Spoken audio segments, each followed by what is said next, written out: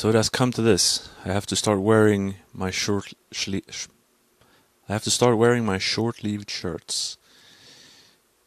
But on the plus side, I really look like a student now. I kind of look like a Japanese student, but well, a Japanese student. But anyway, another term has ended, the third term, and coincidentally, there will be a fourth term because I've done my blood test recently and it was good again. So I get to stay in Japan for another 3 months and over the dreaded summer. So hopefully I will survive those 3 months. Yeah, but the third term, class 5, has ended, and it was up and down, kind of, because from 4 to 5, the big difference really was that we had the thing that I still can't really find a good word for, but the electable classes or whatever, and so that they replaced listening and reading, and then there was an extra one. So I picked for reading the N2, reading aimed towards JLPT N2. For listening, I picked like common Japanese conversations, sort of like everyday Japanese or something. And for the special one, I took N2 grammar and vocabulary. So the big downturn this term was in the reading, because the reading, instead of just progressing naturally sort of from class 4 and then class 5, if it just did that, I would have gotten, it would have went fine. I probably, last 2 terms I got both A's. If it just was a continuation of that, I would have gotten either an A or a B, but I got a C this time, which is in the rest of the world terms is D, because because Japanese grades are S, A, B, C, and F. Yeah. Instead of A, B, C, D, F. E, for whatever reason, it's like nowhere, which is weird, but whatever. But on the other hand, I'm really happy that I got a C actually, because the N2 reading was fucking hard. It was a bunch of words I didn't know, a bunch of kanji I didn't know, and then you have to pick out of 4, and it's like, what is the writer of this text? What is it that they most want to say? And it's like, I don't know, because they never in the text say, I want to say this, like that kind of thing. You know, you have to glean it from somewhere. Like every class, I felt really like it was Zetsubokan, nothing but it was just felt hopeless. It's like, oh, I'm too stupid for this stuff. It's like, but on the other hand, I mean, I knew I was going to take N3 this year and not N2, so I knew it was above my level, and that also made it feel a little like unfair, because like this is above my level, like I'm not supposed to know this yet, sort of. So how am I supposed to get a passing grade then? But while we had a midterm and a final one, but the midterm was actually just before the final one. It wasn't actually in the middle, which was good because then I would have failed it. On the other hand, I did fail it anyway. I failed in the midterm one. I got like 46% or something. But actually, with this one, it was 50% for passing instead of 60, which was nice. But on the final one, I got the surprisingly high 66%. Order 66. So I passed with a like 48, 66. You know, that averages to 50 plus. So that is very good, and that also you know fills me with hope for doing N2 when I actually do it for real. Because I was going to do N3 this year, but then I fucked up, and July 1st is the JLPT day, and that was in the middle of my vacation, sort of in between terms, and without thinking, I booked a trip to Tokyo, and I booked into I'm going to meet some of my friends. It was like the test is in Kyoto, not in Tokyo. So I mean, technically I could on that day, on the Sunday, go back to Kyoto by Shinkansen and then go back to Tokyo again, but that would be way too expensive.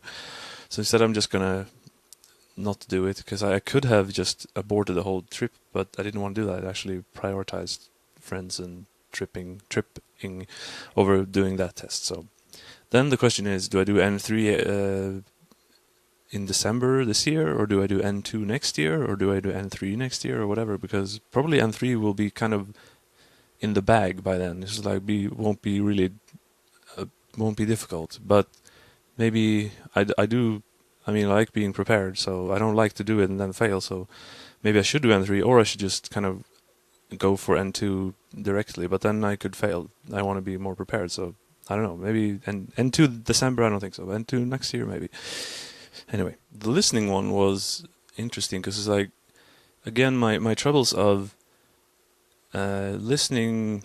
I kind of don't hear what people are saying a lot of times. So like it's a problem when I go to a supermarket and they ask me something like, you want a bag, or like, do you have a point card or something, and I'm not prepared for them to speak. So it's like I don't, it doesn't register in my brain. So I go like, huh, and then they start trying to speak English to me. It's like, no, it's not that I don't know Japanese. It's just that I couldn't hear what you were saying, or I didn't hear it, or whatever. So, but then we listen to CDs, and then like you have to write keywords down or whatever, and I just heard mas kind of. It's like, I don't know. When it's natural and it's fast, it's really hard to hear. And then even when I do hear, it's like when I've in my mind translated the first sentence, they've already said 4 more sentences. So hard. But the midterm was like, they said it was, this test is kind of easy. And then we did it, and I got like 81. It's like, ooh, that was barely an A. But contrary to my expectations, it actually went much better on the second one. I got 90 fucking 6. Like, what the hell? So I ended up with an A there, and that was very nice. But I fully I'm fully prepared to get a B in the next one. But that's fine, because it feels like now that I've done 3, 4, and 5 was all felt important. And in the 6th one, I actually feel the grades don't feel that important because it's the last one anyway. Like something was riding on the first 3, like, because I needed to pass to the next one, but it's the last one now is the last one anyway, so it doesn't, in technical terms, it doesn't matter what I do. Of course, I still want to pass, get at least a C and everything and whatever, and I want to do as well as I can, but it's not, it's not life and death. Pronunciation, I got an A instead of an S, which is actually, when I look at it now, because I didn't really, I wasn't really prepared for that. I forgot that I got that. I don't know why, actually, exactly, because there's nothing wrong with my pronunciation. And it could be because in this one we had to remember a poem instead of just random sentences. And when I did mine, on the last one, I forgot one line. But that seemed to be okay, so I don't know. So yeah, I was actually surprised why I got an A instead of an S there. It could have been, I mean, not exactly like the words sounding weird, but the whole tone thing, which is bullshit anyway, so who cares? But it was like this, ame ni mo makesu, kaze ni mo makesu. And it's like, if I say kaze ni mo, it's like, they will understand it anyway. Who cares? But it's cool, whatever. Yeah. But the big, and the N2 grammar one, I actually got a B, which is nice. The grammar part felt not way easier, but felt better to do than the reading. And it was also nice to just learn some more grammar, and then some grammar that will show up in class 6, so it felt like getting a head start. Was all good stuff. Gakushu Taido is, like, not performance, but conduct, which is an S again. They like me. I ask questions, I don't just look at the pages, and I goof off a little bit maybe, but not much, so that's fine. But the big good takeaway was that the Sogo Nihongo, or general Japanese in grammar and vocabulary, actually went up from an A to an S, which is I'm surprised at, because the class is harder, right? It's 3, 4, 5, it goes up. So then somehow it feels logical to me that my grade should go down as it gets harder and not up. So that was surprising, but and I will illustrate that with the diagrams, the charts that I made, of course, because I've as usual cataloged all my test results. The small kanji tests, I got pretty much almost only 10s, and the others were all 9s except for 1 8. So that was really good.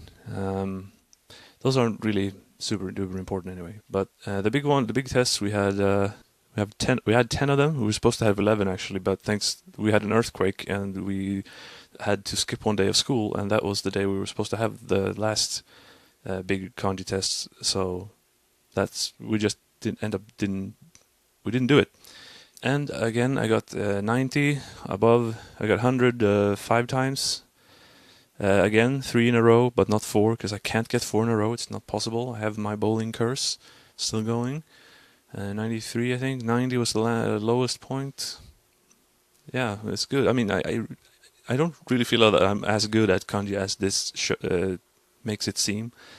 I also feel like it's kind of I've been a little lucky because when there actually comes tests, a lot of the ones I don't know just haven't shown up. I get a good draw of kanjis because they of course can't test you on all of them.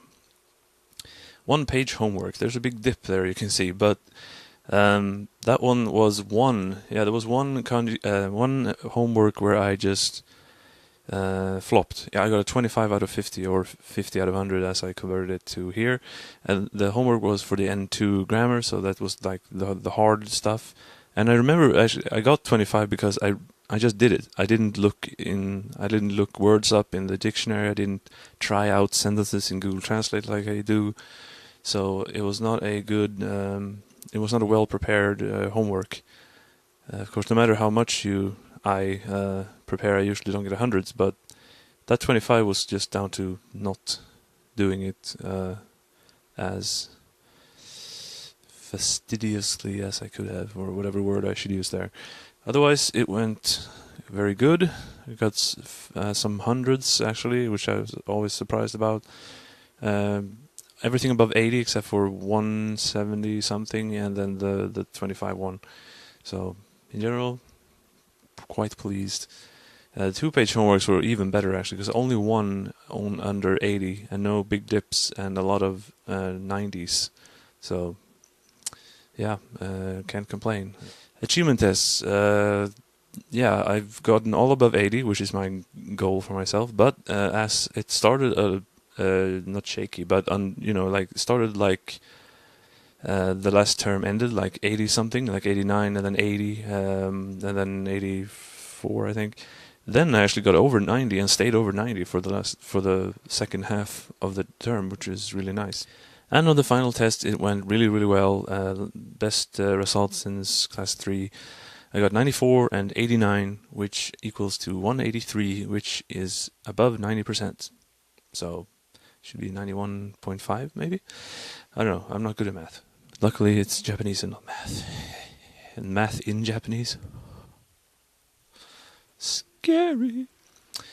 So yeah, over 90. Really happy about that. Happy I saved the reading one. In next term, we had to choose again. I chose instead of reading N2 again, which is I don't think I'm going to learn anymore or whatever. So I took one that where you read Japanese novels, and they said that was also kind of hard, but it's and yeah, novels have maybe a little different way of writing stuff, but it's I just don't want to do that N2 again. It's I'm not going to get anything out of it. The listening I just kind of took everyday Japanese again, and the special one I just took N2 grammar again because there was no special super option like learning from games. That would be awesome if that was a thing. And doing N1 is just impossible. Of course, I'm not going to do that. And going for the thing where you aim towards going to college, that's not for me anyway. So it's eh. But in general, I'm just gonna learn more kanji, learn more grammar, and gambare and whatever. Yeah. So another term, and now I'm gonna be off for a while. I was in Nagoya next weekend. This weekend, and a few 5 days, I'm going to Tokyo. Gonna go to the Emperor area and the Diet building. Finally, haven't been there yet. Maybe go to a Shiba Kantelan again, which is also haven't been since 2014. See some friends, have some fun, and sweat a lot because it's fucking hot in Japan now. It's 30 degrees and above. At least Tokyo won't be as fucking humid as Kyoto. It'll still be humid, but not as bad as here. And yes, just hope that I survive this summer. It's gonna be hot.